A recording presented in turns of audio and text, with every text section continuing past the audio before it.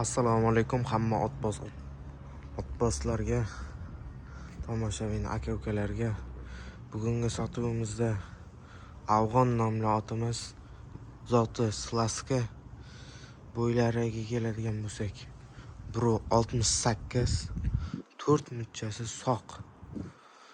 Uloq ko'rmagan ot, lekin shuni aytib o'tamiz.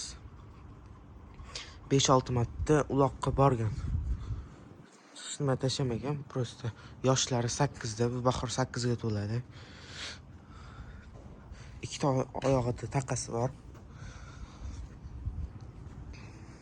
Zoti Slaska. Buni kelib chiqishi Qirg'izistonning Slaskasi emas. Slaska, ota-onasi Slaska.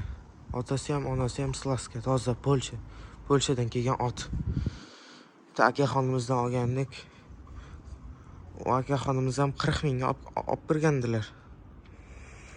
Keyin 2 yil ishlari chiqib qoldi. Shu bilan bu sakraydigan ot, sakrab o'tadigan ot edi, estafetani otimi. Shunaqa ot edi.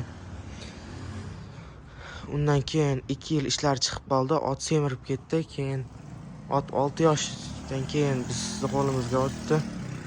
Keyin o'zimiz sekin uloqlarga tayyorlab ko'rib, lekin bitta kelsa buzib kirib ketadigan ot. To'shlari katta.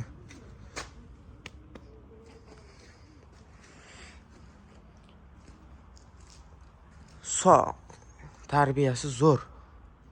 Qanaqa nisbatda zo'r deydigan bo'lsak, yetalab yursa zo'r. Sherik bilan yuradigan ot, lekin sherigi bilan yuradi.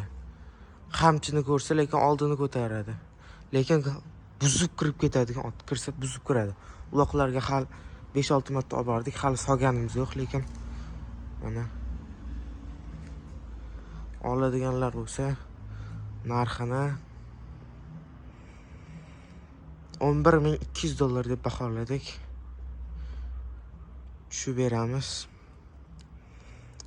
Pastdagi shu raqamlarga murojaat qilasizlar. Hammanglarga rahmat.